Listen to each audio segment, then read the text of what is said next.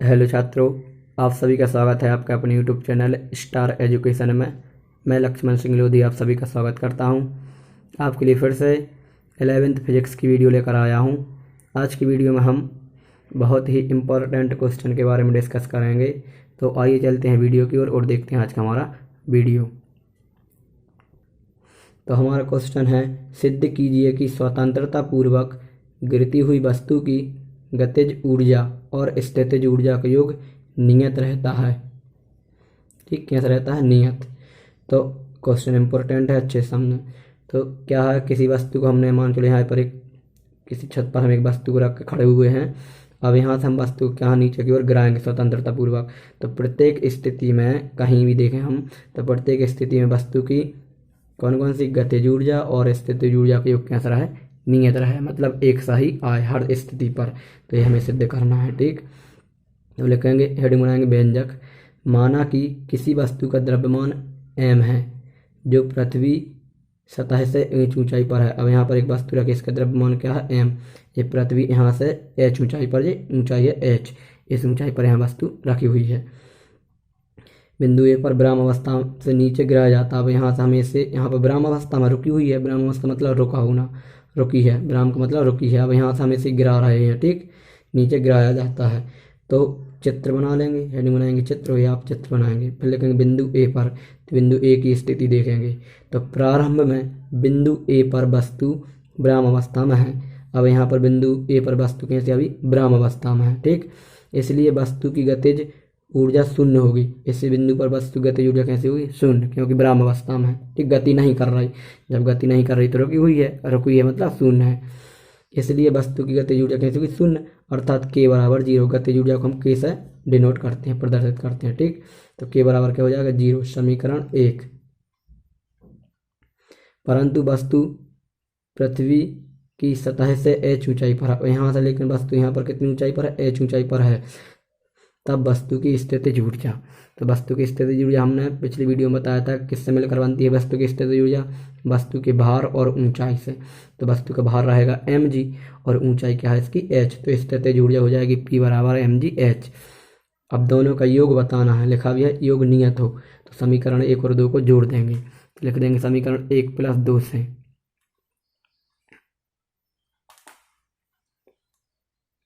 तो के plus P बराबर 0 + mgh आ गया। तो ऊर्जाओं का योग क्या हो गया? mgh। अब बिंदु बी पर देखेंगे। अब वस्तु यहाँ पर आ गई बिंदु बी पर। तो अब यहाँ पर देखेंगे, तो यहाँ से यहाँ तक की ऊंचाई देखो, यहाँ से वस्तु यहाँ तक आ गई गिर के। ठीक, तो इसकी कितनी नीचे मान लिया हमने, यहाँ से x ऊंचाई पर वस्तु आ गई, x नीचे आ गई। तो यहाँ आ गई, यहाँ तक की ऊंचाई देखें तो क्या हो जाएगी? टोटल h थी। अब यहाँ से यहाँ तक वस्तु आ गई, तो इस टोटल में से इसको हम घटा देंगे, तो क्या बची? h - x। ठीक, अब h - x के लिए ध्यान रखना, वस्तु की ऊंचाई अब क्या है? h - x। तो लिखेंगे बिंदु बी पर, तो जब वस्तु बिंदु ए से गिरकर बिंदु बी पर पहुंचती है तो पृथ्वी सतह से बिंदु बी पर वस्तु की ऊंचाई h - x है। यदि बिंदु बी पर वस्तु का वेग v है, तब वस्तु का वेग क्या है? v है। तब न्यूटन गति के तृतीय समीकरण से, तो तृतीय समीकरण क्या होता है ये हम पढ़ा चुके हैं आपको। ठीक, तो यह तृतीय समीकरण v² बराबर u² + 2as। अब वस्तु का वेग u से बढ़कर v हो गया, तो u क्या हो जाएगा? 0। तो ये हो गया 0, वस्तु का वेग v हो गया है। ठीक, तो v² बराबर 2 और s की जगह पर क्या है? x, क्योंकि विस्थापन है, यहाँ s विस्थापन है, लेकिन वस्तु कितनी नीचे आ गई? x नीचे, क्योंकि यहाँ वस्तु यहाँ से यहाँ तक आई तो इसका विस्थापन x हो गया, तो विस्थापन x हो गया 2gx। हम जानते हैं वस्तु की गतिज ऊर्जा क्या होती है? के बराबर हाफ mv²। ध्यान रखना 1/2 mv² वस्तु की गतिज ऊर्जा का सूत्र है। ठीक, अब अपने पास v² का मान है, तो इस v² के यहाँ पर ये रख देंगे 2gs, यहाँ पर, यहाँ 2 से 2 कैंसिल, mgx आ गया। तो के बराबर mgx गतिज ऊर्जा आ गई। अब हमें स्थितिज ऊर्जा देखना बिंदु बी पर। तो स्थितिज ऊर्जा ध्यान रखना वस्तु के भार और ऊंचाई से मिलकर बनती है। तो बिंदु बी पर स्थितिज ऊर्जा, वस्तु का भार क्या है? mg और ऊंचाई क्या है? h - x। तो इसका अंदर गुणा कर देंगे mgh - mgx। अब इसे और इसे जोड़ देंगे, दोनों को जोड़ेंगे तो क्या हो जाएगा? जैसे जोड़ेंगे, ये प्लस का और ये माइनस का, तो क्या हो जाएगा? कट जाएगा, क्या बचेगा? mgh। तो देखो बिंदु ए पर भी mgh आया, बिंदु बी पर भी mgh। अब वस्तु क्या है? बिल्कुल नीचे आ गई, जमीन पर। तो जमीन की स्थिति देखेंगे, तो लिखेंगे, हेडिंग बना लेंगे बिंदु सी पर। किस पर? बिंदु सी पर। तो लिखेंगे न्यूटन की गति के तृतीय समीकरण से। तो तृतीय समीकरण वी स्क्वायर बराबर यू स्क्वायर 2as, वस्तु का वेग भी हो गया है, यू जीरो रहेगा 2as। अब वस्तु बिल्कुल ऊपर से लेकर कहाँ तक आ गई? नीचे तक आ गई।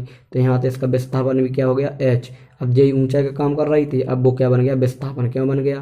क्योंकि वस्तु यहाँ से यहाँ तक आ गई, यहाँ तक विस्थापित हो गई। ठीक, तो ऊंचाई क्या हो गई? h। अब तो विस्थापन विस्थापन हो गया h, तो s की जगह पर एस h आ गया। ठीक, तो वी स्क्वायर बराबर 2gh हम जानते हैं।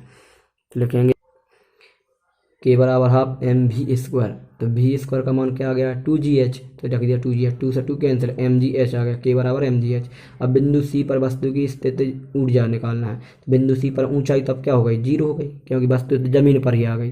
तो स्थितिज ऊर्जा का मान जीरो रहेगा, क्योंकि ऊंचाई है ही नहीं। क्योंकि mgh वस्तु की स्थितिज ऊर्जा, जब h का मान जीरो है तो क्या बचेगा? जीरो ही बचेगा। तो स्थितिज ऊर्जा आ गई जीरो। अब दोनों को जोड़ देंगे, तो के प्लस पी बराबर mgh प्लस जीरो। तो इसका आंसर भी क्या आ गया? mgh। तीनों बिंदु पर कैसा आया? एक समान आया। मतलब प्रत्येक स्थिति में वस्तुओं की गतिज ऊर्जा और स्थितिज ऊर्जाओं का योग कैसा है? सदैव समान है। तो लिख लेंगे अर्थात ऊर्जाओं का योग mgh। नीचे लिख देंगे अतः स्वतंत्रता पूर्वक गिरती हुई वस्तु की गतिज और स्थितिज ऊर्जा का योग नियत रहता है। ठीक, ध्यान रखना, इंपॉर्टेंट क्वेश्चन अच्छे से कर लेना। इसके बाद अब इसके कुछ अंक प्रश्न देखते हैं।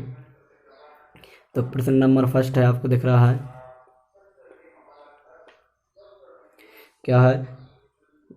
10 किलोग्राम की एक वस्तु को पृथ्वी के गुरुत्वीय बल के विरुद्ध 10 सेंटीमीटर ऊपर उठाने में कितना कार्य करना पड़ा होगा। मतलब यहाँ जमीन पर हम एक वस्तु को रखे हैं, इसका वजन कितना है? 10 किलोग्राम। अब गुरुत्वाकर्षण के विरुद्ध मतलब गुरुत्वीय बल के विरुद्ध, मतलब गुरुत्वीय बल कहाँ की ओर लगता है? नीचे की ओर, लेकिन हम इसे ऊपर की ओर उठा रहे हैं। विरुद्ध मतलब विपरीत। ठीक, तो उठा रहे हैं, तो h क्या हो जाएगी? 10 मीटर ऊंचाई, और w यानी कितना कार्य करने पड़ेगा, निकालना है। तो w बराबर हमें पता है क्या होता है? mgh। और यही कार्य कैसे बदल जाता है? स्थितिज ऊर्जा में। तो mgh, m का मान 10, g का मान पता होना चाहिए। g का मान कितना होता है? गुरुत्वीय बल का मान 9.8। ध्यान रखना, ये हम बता चुके हैं आपको। ठीक, इसके यहाँ पर 9.8। h का मान कितना है? 10। 10 हटाया नीचे कितना होगा? 0 बढ़ गया, 10 से 10 कैंसिल, इन दोनों गुणा कर दिया तो 980 जूल। ठीक, अब इसके बाद एक न्यूमेरिकल आपके लिए होमवर्क बनाएगा। इस 10 की जगह पर आप क्या कर लेंगे? 20 kg। कितने कर लेंगे? 20 kg। ठीक, और यहाँ 10 सेंटीमीटर की पर कर लेंगे 15 सेंटीमीटर। तो इस क्वेश्चन को आप सॉल्व करेंगे। ठीक, तो आज की वीडियो में इतना ही। इसके बाद मिलेंगे हम नेक्स्ट वीडियो में। तब तक के लिए आप अच्छे से स्टडी करते रहें। जो भी डाउट हो प्लीज़ कमेंट करके ज़रूर बताएं। जय हिंद, जय भारत।